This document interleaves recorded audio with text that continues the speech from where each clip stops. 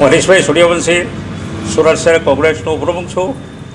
આજે 16 ડિસેમ્બર 2025 જે શહીદોને યાદ કરવાનો દિવસ. 1971 તે ડિસેમ્બર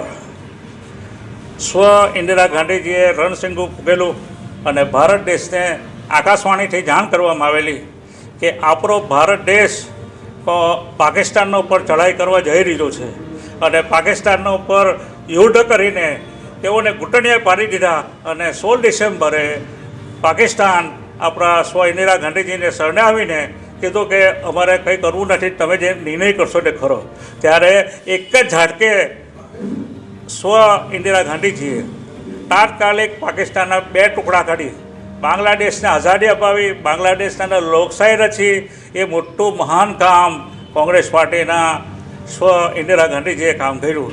એ આજે ગૌરવની વાત છે, પણ સાથે સાથે એ ગૌરવ લેતા નથી, પણ આજે તે સમયે જે શહીદો થઈ ગયેલા હતા તેનો યાદ કરવાનો દિવસ છે.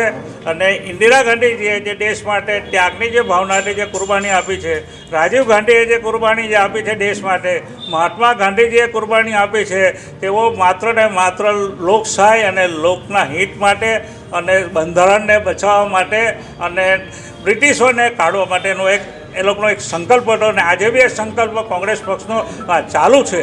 અને હું આજના યુવા પેઢીને એ સંદેશો પહોંચાડવા માગું છું કે આપ સૌ આજની યુવા પેઢીઓ જાગૃત થાય, સંવિધાન બચાવીએ. આજે બાબા સાહેબે જે સંવિધાન જે બનાવેલું હતું તે સંવિધાનનું હનન થઈ રહેલું છે, તે સંવિધાનનું હનન ના થાય અને જે દેશના જે આપણા શહીદો થયા છે તેને માન સન્માનપૂર્વક યાદ કરીએ અને દર વર્ષે કરતા રહીએ અને આપણી સ્વતંત્રતા ના છીનવાય એના માટે આપણે સૌ ભેગા મળીને કાર્ય કરવું જોઈએ.